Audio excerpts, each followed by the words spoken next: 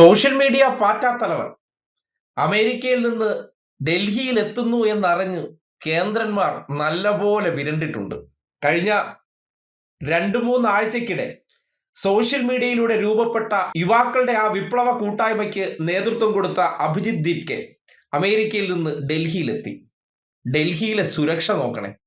കേവലം സോഷ്യൽ മീഡിയയിൽ ഇരുന്നു കൊണ്ട് യുവാക്കളോട് സംവദിക്കുകയും ദിവസങ്ങൾക്കകം രാജ്യത്തെ പോലും വിസ്മയിപ്പിച്ചുകൊണ്ട് 23 മില്യൺ ചെറുപ്പക്കാരുടെ പിന്തുണയുണ്ടായ കൂട്ടായ്മയ്ക്ക് നേതൃത്വം കൊടുത്ത വ്യക്തി നേരെ തലസ്ഥാനത്തേക്ക് വന്നിറങ്ങുമ്പോൾ തലസ്ഥാനം പഴുതടച്ച സുരക്ഷയിലാണ്.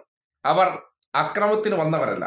അവർ യാതൊരു തരത്തിലും നിയമവിരുദ്ധ പ്രവർത്തനത്തിന് ആഹ്വാനം ചെയ്തിട്ടില്ല. പക്ഷെ അധികാര കസേരയിൽ ഇരിക്കുന്നവർക്ക് വല്ലാത്തൊരു വിറയലുണ്ടായി എന്നുള്ളത് അവിടുത്തെ സുരക്ഷകൾ നോക്കിയാൽ മനസ്സിലാകും. ഏകദേശം 2000-ലേറെ പോലീസുകാരെയാണ് ഇന്നിപ്പോ ഡൽഹിയിൽ അല്ലെങ്കിൽ തലസ്ഥാനത്ത് വിന്യസിച്ചിരിക്കുന്നത്.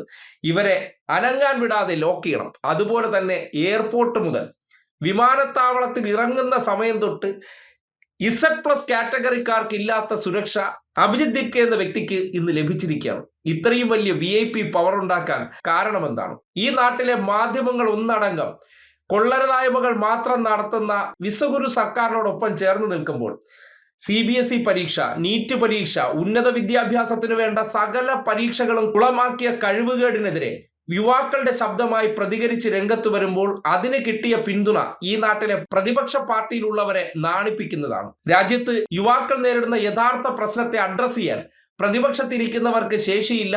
അതിന് തയ്യാറായി വന്ന ചെറുപ്പക്കാരന് പിന്നിലേക്ക് ഈ വലിയ ആൾക്കൂട്ടം അണിനിരക്കുകയും അത് കണ്ട് ഭയപ്പെടുകയും ആ ചെറുപ്പക്കാരനെ ദേശവിരുദ്ധനായിട്ട് ചാപ്പകുത്താൻ വേണ്ടി മത്സരിക്കുന്നതിനിടയിലേക്ക് സധൈര്യം അമേരിക്ക എന്ന സുരക്ഷിത മേഖലയിൽ ഇരിക്കാതെ ഈ നാട്ടിലേക്ക് തിരിച്ചു വരികയും നേരെ ഡൽഹി വിമാനത്താവളത്തിൽ ഇറങ്ങിയതിനു ശേഷം പാർലമെന്റ് റോഡിലുള്ള പോലീസ് സ്റ്റേഷനിൽ പോയി താൻ സമരം ചെയ്യുന്നു, അതിന് അനുമതി വേണമെന്നുള്ള അനുമതിക്ക് പോവുകയും അതിനുശേഷം നേരെ ജന്തർ മന്ദിറിൽ വന്ന് സമരം ചെയ്യാൻ പോവുകയാണ്, യാതൊരു അതിക്രമത്തിനും മുതിരാതെ. ഈ നാട്ടിലെ വിദ്യാഭ്യാസ മേഖലയെ തകർത്തുടച്ച കേന്ദ്രമന്ത്രി രാജിവെക്കണമെന്ന് ആവശ്യപ്പെട്ടുകൊണ്ട് പ്രതിപക്ഷത്തുള്ള ഒരു മനുഷ്യന് ജന്തർ മന്ദിറിൽ പോയി ഇതുപോലെ ഇരുന്ന് വെയിൽ കൊള്ളാൻ തയ്യാറായിട്ടില്ല.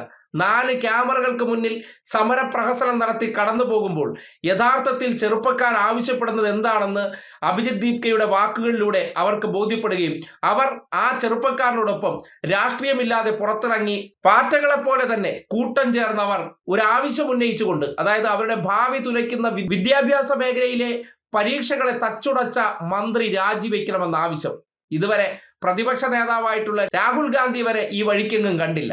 അദ്ദേഹം ഈ വിഷയത്തെ ഇതുവരെ ഉയർത്തിക്കൊണ്ട് ഒരു സമരം ചെയ്യാൻ മുതിർന്നിട്ടില്ല. അതിനെവിടെ സമയം? പ്രധാനപ്പെട്ട വിഷയങ്ങളല്ലല്ലോ. അദ്ദേഹത്തിനും ക്യാമറകളും അല്ലെങ്കിൽ മാധ്യമങ്ങളും ഉണ്ടെങ്കിലേ അവിടെ രാഹുൽ ഗാന്ധിയുള്ളൂ. എന്നാൽ മാധ്യമങ്ങളൊന്നുമില്ലാതെ സോഷ്യൽ മീഡിയയിലൂടെ യുവാക്കളുടെ തൊഴിലില്ലാത്ത പ്രശ്നവും അവരുടെ ജീവിതങ്ങളെ ബാധിക്കുന്ന ഏകദേശം 17 ലക്ഷം പേരുടെ ഭാവിയെ അവതാളത്തിലാക്കിക്കൊണ്ടാണ് CBSE പരീക്ഷയുടെ റിസൾട്ട് പുറത്തേക്ക് വന്നത്.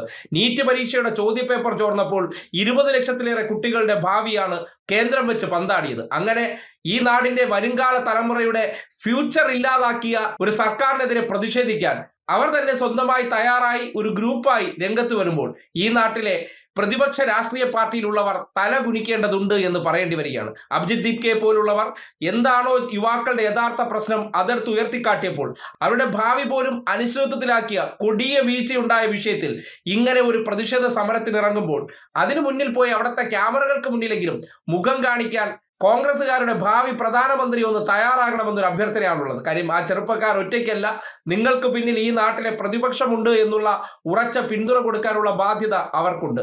പക്ഷേ അതിനുപോലും തയ്യാറാകുന്നില്ല. എന്നിരുന്നാലും അവർ രാഷ്ട്രീയം നോക്കാതെ, പിന്തുണ നോക്കാതെ ഒറ്റയ്ക്ക് ഒരിടത്തിരുന്ന് ഒരു വിപ്ലവത്തിന് രൂപപ്പെടുത്തി അവിടെ തന്നെ ഇരിക്കാതെ ഈ നാട്ടിൽ വന്നിറങ്ങി നേതൃത്വം കൊടുത്തുകൊണ്ട് ജന്തർ മന്ദിർ പോയിരിക്കുന്ന അഭിജിത് ദീപ്കെ ഇല്ലേ, ആ വ്യക്തിയുടെ പേരാണ് ദ റിയൽ ഹീറോയിസം എന്നുള്ളതും.